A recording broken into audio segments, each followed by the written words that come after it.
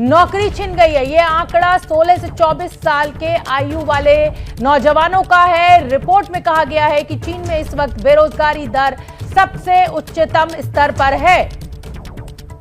तो चीन से अच्छी खबर नहीं, कोरोना वायरस की मार चीन में, बेहद हालात गंभीर वहां पर। आंकड़ा है कोरोना पॉजिटिव लोगों का, वो लगातार बढ़ रहा है। बीजिंग के डॉक्टर हावर्ड का कहना है कि इतने बुरे हालात उन्होंने कभी नहीं देखे। 3 साल पहले वुहान से यही कोरोना जो वायरस था वो पूरी दुनिया में फैला था। उसके बाद जो कोरोना की दूसरी वेव आई थी, डेल्टा वायरस जिसको कहा गया था, उसने सबसे ज्यादा त्राही मचाई थी।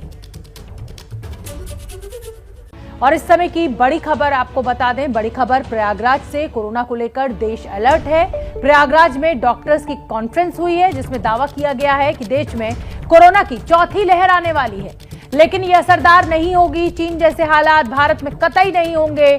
इन डॉक्टर्स का आकलन है कि चौथी लहर का असर 25 से 40 दिनों तक रह सकता है। चौथी लहर से देश के लोगों को कतई डरने की जरूरत नहीं है। इस समय की बड़ी खबर आपको बताएंगे। एबीपी न्यूज लगातार आपको बता रहा है कि चीन में कोरोना से हालात कितने बिगड़ चुके हैं। अब पहली बार चीन की सरकारी मीडिया ने भी ये मान लिया है।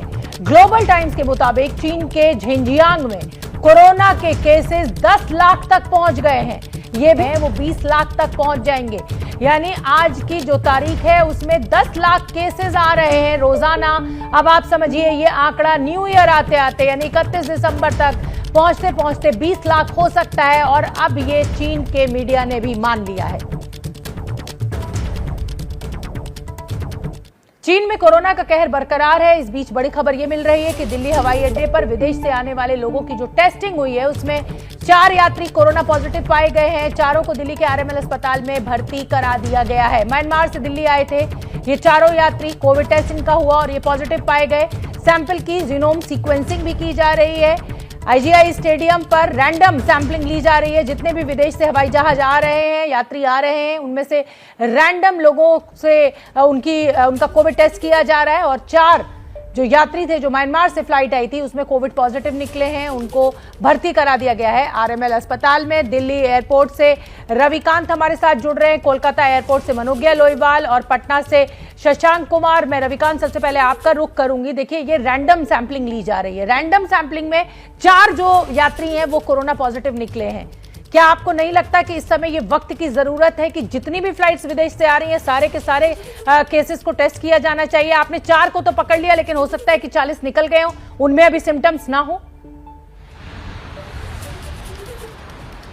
बिल्कुल शबना, जो स्थिति है वो लगातार और क्रूशियल होती जा रही है। जो 4 यात्री पाए गए हैं इंटरनेशनल यात्री म्यांमार के, उसके अगेंस्ट जितनी भी फ्लाइट्स आई हैं जिनमें ये यात्री थे, अगर ये अलग अलग फ्लाइट्स के थे तो सभी यात्रियों का कोविड टेस्ट कराना होगा, सबको ट्रेस करना होगा। और ये एक लंबी प्रक्रिया है, इसमें कहीं ना कहीं फॉल्ट भी हो सकता है। ये कहा जाएगा कि सारे लोग सेल्फ क्वारंटीन हो 7 दिन तक, सारे लोग कोविड का टेस्ट कराएं और जब तक उनके टेस्ट का रिपोर्ट नहीं आ जाती है तब तक एक खतरा बना रहेगा। अगर इनमें से कोई भी यात्री पॉजिटिव हुआ और वो सेल्फ क्वारंटीन नहीं होता है तो निश्चित रूप से इससे जो खतरा है और बढ़ता रहेगा।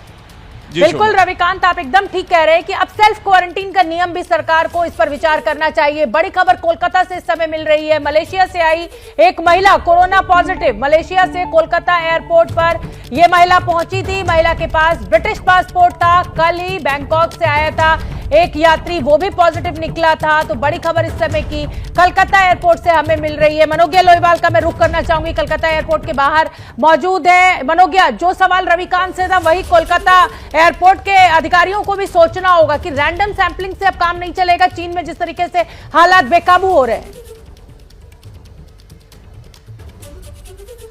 जी, और उससे बड़ा सवाल ये उठ रहा है कि फिलहाल अभी एक महिला को अगर पकड़ा गया है, यानी कि आइडेंटिफाई किया गया है, जिसके कोविड टेस्ट में पॉजिटिव रिपोर्ट आई है। सिम्टम्स बहुत कम होते हैं, इसलिए अब चुनौती ये नहीं है कि आप किसका किसका टेस्ट करेंगे, लेकिन अगर आप सबका कर रहे हैं तो उसकी रिपोर्ट का इंतजार कब तक होगा।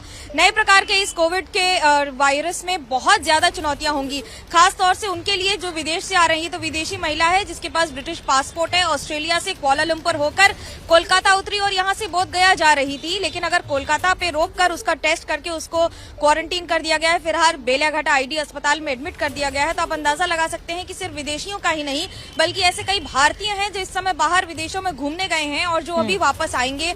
तो क्या ये वायरस वापस लेके आएंगे? खास तौर से 25 दिसंबर से लेकर 1 जनवरी तक का समय जो कि हॉलिडे सीजन माना जाता है, इस समय कोलकाता या बाकी सारे इलाकों से बहुत सारे लोग बाहर जाते हैं और वापस क्या लेकर आ रहे हैं इस समय नहीं पता। ऐसे में बहुत बड़ी चुनौती न सिर्फ एयरपोर्ट अधिकारियों के लिए बल्कि पूरी स्वास्थ्य व्यवस्था के लिए भी। बिल्कुल, और हम नागरिकों के लिए भी। अगर हम मास्क लगाए तो जाहिर सी बात है कि इस कोरोना का जो वायरस है उसको बढ़ने से रोका जा सकता है। बड़ी खबर इस समय बिहार के बोधगया से, जहां 4 विदेशी पर्यटक कोरोना पॉजिटिव पाए गए हैं। इन 4 में से 3 इंग्लैंड के और 1 पर्यटक म्यांमार का है। ये चारों पर्यटक 20 दिसंबर को बैंकॉक से आए थे।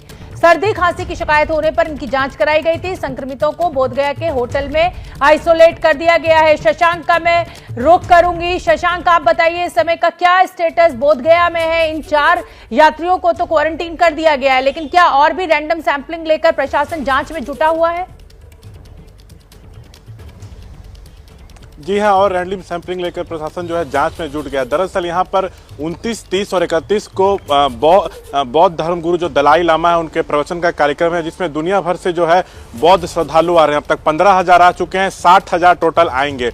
तो जो 20 तारीख को बैंकॉक से फ्लाइट आई थी उसमें 33 यात्री थे, जिसमें जांच में 4 जो है पॉजिटिव पाए गए हैं और इनका जो सैंपल लेके जीनोम सीक्वेंसिंग के लिए भेजा गया है ताकि वेरिएंट का पता लगाया जा सके। कहीं ये BF.7 तो नहीं है, अगर ये होगा तो ये बहुत खतरे की घंटी होगी। तो इसका भी जांच जो है लगाया जा रहा है। इस घटना के बाद से लगातार जो है सैंपलिंग की संख्या और बढ़ रही है। RT-PCR टेस्ट हो या रैपिड एंटीजन टेस्ट हो, इसको और तेजी से किया जा रहा है ताकि और जो बाहर से बौद्ध श्रद्धालु आ रहे हैं उनकी टेस्टिंग की जा सके। जी बहुत बहुत धन्यवाद शशांक आपका इस पूरी जानकारी के लिए। और एक और बड़ी खबर आपको बता दें, चीन में नौकरी पेशा लोगों पर भी कोरोना की जबरदस्त मार पड़ी है। एक रिपोर्ट के मुताबिक चीन में 2 करोड़ लोगों से उनकी नौकरी छिन गई है। यह आंकड़ा 16 से 24 साल के आयु वाले नौजवानों का है। रिपोर्ट में कहा गया है कि चीन में इस वक्त बेरोजगारी दर सबसे उच्चतम स्तर पर है। तो चीन से अच्छी खबर नहीं, कोरोना वायरस की मार चीन में, बेहद हालात गंभीर वहां पर। जो आंकड़ा है कोरोना पॉजिटिव लोगों का वो लगातार बढ़ रहा है। बीजिंग के डॉक्टर हावर्ड का कहना है कि इतने बुरे हालात उन्होंने कभी नहीं देखे। 3 साल पहले वुहान से यही कोरोना जो वायरस था वो पूरी दुनिया में फैला था। उसके बाद जो कोरोना की दूसरी वेव आई थी, डेल्टा वायरस जिसको कहा गया था, उसने सबसे ज्यादा त्राही मचाई थी। और इस समय की बड़ी खबर आपको बता दें, बड़ी खबर प्रयागराज से। कोरोना को लेकर देश अलर्ट है। प्रयागराज में डॉक्टर्स की कॉन्फ्रेंस हुई है जिसमें दावा किया गया है कि देश में कोरोना की 4थी लहर आने वाली है, लेकिन ये असरदार नहीं होगी। चीन जैसे हालात भारत में कतई नहीं होंगे।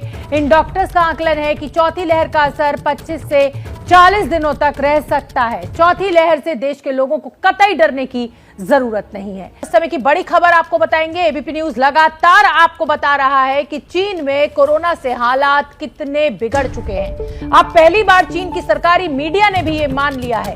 ग्लोबल टाइम्स के मुताबिक चीन के झिंजियांग में कोरोना के केसेस 10 लाख तक पहुंच गए हैं। यह भी आशंका जताई जा रही है कि 1 जनवरी तक कोरोना के जो मामले हैं वो 20 लाख तक पहुंच जाएंगे। यानी आज की जो तारीख है उसमें 10 लाख केसेस आ रहे हैं रोजाना। अब आप समझिए ये आंकड़ा न्यू ईयर आते आते यानी 31 दिसंबर तक पहुंचते पहुंचते 20 लाख हो सकता है। और अब ये चीन के मीडिया ने भी मान लिया है।